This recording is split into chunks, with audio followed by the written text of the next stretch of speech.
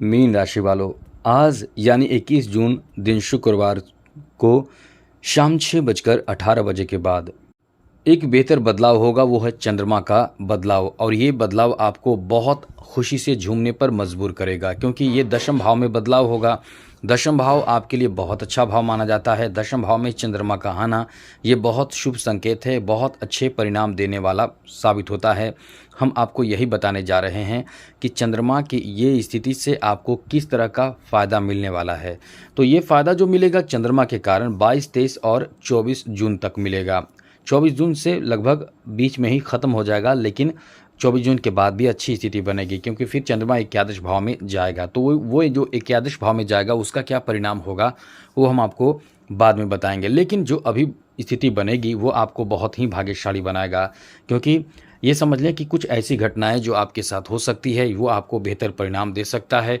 चलिए आपको बताते हैं। मीन राशि वालों, समझ लें कि ये जो स्थिति पहले से बनी हुई है, राहु जैसे प्रथम भाव में, केतु सप्तम भाव में है, और वहीं इस समय चौथे भाव में सूर्य और बुध और शुक्र बैठा है, द्वितीय भाव में मंगल बैठा है, और तृतीय भाव में देव गुरु बृहस्पति मौजूद हैं। शनि 12वें घर में है और चंद्रमा 10वें भाव में आ जाएगा। 10वें भाव यानी गुरु के घर में जब चंद्रमा होगा तो गुरु और चंद्रमा का जो मिलन होता है गजकेसरी योग का निर्माण करता है।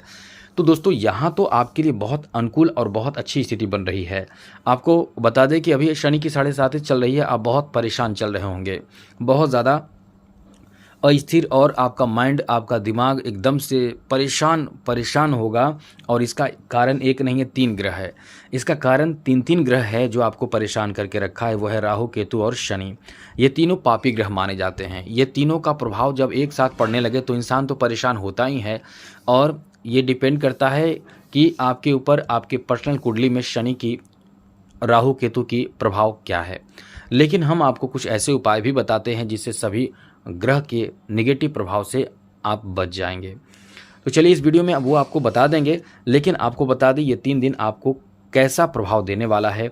तो दोस्तों सबसे पहले तो आपको बता दें कि इन ग्रहों के कारण आपको लाभ तो मिलेगा, लेकिन थोड़े से निगेटिव प्रभाव भी है, और पॉजिटिव प्रभाव चंद्रमा जो आपको देगा। चलिए समझ लीजिए। सबसे अच्छी बात तो यह है कि आपके सामाजिक पहचान, मान सम्मान बढ़ सकता है और बढ़ने वाला है।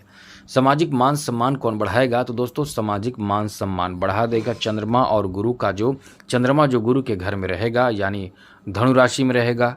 इससे आपके मान सम्मान बढ़ेंगे, इससे आपका सम्मान बढ़ेगा, और वो सम्मान बढ़ाएगा गुरु और चंद्रमा, माफ़ कीजिएगा, गुरु के घर में चंद्रमा के रहने से आपके अंदर आत्मविश्वास आएगा। आत्मविश्वास बढ़ेगा तो कोई भी काम आसान हो जाता है। अगर आत्मविश्वास आपके कम है तो अच्छे और आसान काम भी बहुत ज़्यादा कठिन हो जाते हैं। और वही बात है, इस समय चंद्रमा की जो स्थिति रहेगी यानी 21 जून शाम के 6:18 बजे के बाद वो आपको परेशान नहीं करेगा, आपको लाभ देगा। मेंटली आप बहुत ज़्यादा खुश रहेंगे। आप देखेंगे कहीं भी रहेंगे तो आपका सम्मान ज़्यादा रहेगा, आपकी प्रशंसा होगी, आपके कामों में सफलता भी आपको बहुत अच्छे से प्राप्त होता है। तो कभी कभी तो ऐसा भी होगा कि आप महसूस कीजिएगा कि काम थोड़े जल्दी करना पड़ेगा। जो काम आप सोच रहे हैं कि आराम से करें उसमें आपको आराम नहीं मिलेगा, आपको थोड़े जल्दी से करना पड़ेगा, और इसके लिए आपको एक्टिव रहना पड़ेगा। तो यहाँ चंद्रमा जो आपके दशम भाव यानी धनु राशि में रहने वाला है, इससे आपके अच्छे परिणाम प्राप्ति के योग बनेंगे। आर्थिक स्थिति पर भी इसका बहुत अच्छा असर पड़ता है। यानी समझ सकते हैं कि 22, 23 और 24 जून जो है वो समय ऐसा है जब आपके पैसे, धन प्राप्ति, नए धन प्राप्ति का सोर्स देने वाला समय भी कह सकते हैं। तो हो सकता है आपका पैसा जो रुका हुआ है, जो मिल नहीं पा रहा है, या सैलरी हो या कोई दिया हुआ पैसा हो, वो पैसा भी आपको वापस मिल जाता है। ऐसी स्थिति भी बनती है। साथ ही साथ अच्छे लोगों, गुणी लोगों के साथ आपके संपर्क बनते हैं। अच्छे लोगों के साथ जब आपका संपर्क बनता है तो आपके कॉन्फिडेंस भी बढ़ते हैं। इसलिए इस समय को काफ़ी अच्छा समय कह सकते हैं, काफ़ी शानदार, काफ़ी बेहतर समय कह सकते हैं, क्योंकि आपका सम्मान बहुत ज़्यादा बढ़ेगा, बहुत अच्छा हो जाएगा। और वहीं बात करें तो दोस्तों यह बता दें कि शिक्षा प्राप्त कर रहे विद्यार्थियों को, या समझ लें कि जो शिक्षक हैं उनको भी बहुत लाभ मिलता है। एक तो सबसे अच्छी बात इस समय है कि आत्मविश्वास बहुत अच्छे रहते हैं, आत्मविश्वास बढ़े रहते हैं और किसी भी काम के लिए आत्मविश्वास की आवश्यकता होती है। तो ये सबसे अच्छी बात ये कही जाती है। और यहाँ एक बात और है कि आप अपने मेहमानों, अपने लोगों, अपने परिवारजनों में भी बहुत ज़्यादा सम्मान प्राप्त करते हैं। तो कहीं न कहीं ये समय वैसे भी आपको बहुत ज़्यादा भाग्यशाली बना रहा है। तो कुल मिलाकर ये कहा जा सकता है कि आपके लिए इस समय बहुत अच्छा रहेगा। दूसरी बात ये कि इस समय जो आपके दुश्मन होते हैं, चाहे आपके अपने लोग हों, चाहे आपके एकदम से दुश्मन हो, वो भी आपको कुछ बिगाड़ नहीं पाते हैं। वो भी आपके बारे में आपको नुकसान करने से पहले 100 बार सोचते हैं। लेकिन ये बात सोचकर आप एकदम से स्थिर ना बैठ जाएँ, क्योंकि राहु, केतु और शनि का प्रभाव जो है वो आपके काम में डिले करा सकता है। तो इसमें आपको एकदम से धैर्य रखना चाहिए। और दूसरी ज़रूरी बात, आपके अपने क्रोध पर नियंत्रण रखना होगा। इस समय एकदम ध्यान रखिएगा, क्योंकि शनि जो आपके 12वें घर में बैठकर तृतीय दृष्टि से आपके द्वितीय भाव को देख रहा है। द्वितीय भाव वाणी का भाव माना जाता है। ऐसे में क्रोध भी दिला सकता है। क्रोध की वजह से आप कुछ भी बोल सकते हैं, कुछ भी कर सकते हैं और ये चीज़ आपको फिर परेशान करके रखेगा। तो इससे बचे रहना है आपको, क्योंकि जब तक शनि इस भाव में रहेगा तो द्वितीय भाव को शनि देखेगा। शनि जहाँ देखता है वहाँ तो नुकसान भयंकर करता है। तो ये बात आपको ध्यान रखना ज़रूरी होगा। साथ साथ पैसे के लेन देन में एकदम से आंख बंद करके ना करें। लेकिन अच्छी बात यह है कि धन प्राप्ति का योग बनता है। या तो कोई आपको इनकम का साधन मिले, बिजनेस अच्छा चले, बहुत अच्छी स्थिति बनती है तो बिजनेस भी आपका बहुत अच्छा चलेगा।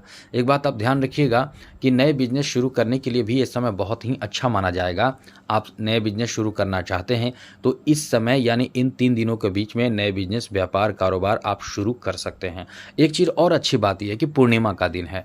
पूर्णिमा के दिन आप यदि किसी भी नए काम की शुरुआत करें, यात्रा की शुरुआत करें, तो ये आपको बहुत भाग्यशाली बनाता है।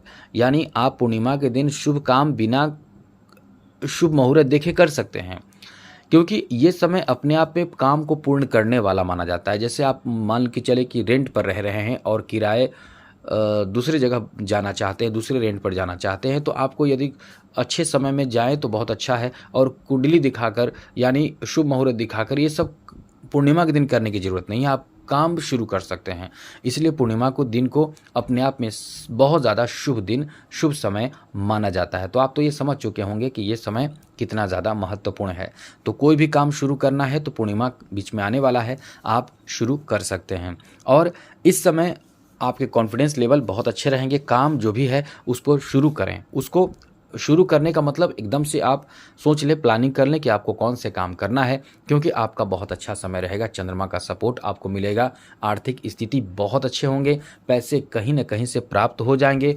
और ये तो नोट करने, इन 3 दिनों में प्राप्त नहीं हुआ तो इसके बाद आपको निश्चित रूप से प्राप्त होगा तो होगा आपको, क्योंकि ये समय बहुत अच्छा माना जाता है। ये धन के मामले में बहुत अच्छा माना जाता है और शिक्षा के मामले में भी आपको बहुत लकी बनाता है। कोई रिजल्ट की घोषणा हो तो इस समय आपको प्राप्त हो जाता है।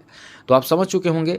अब बात करें उपाय के बारे में, तो कुछ खास उपाय न करें, केवल शनि के उपाय करते रहें और चैनल को सब्सक्राइब रखें। जय माता दी, राधे कृष्णा, ओम नमः शिवाय।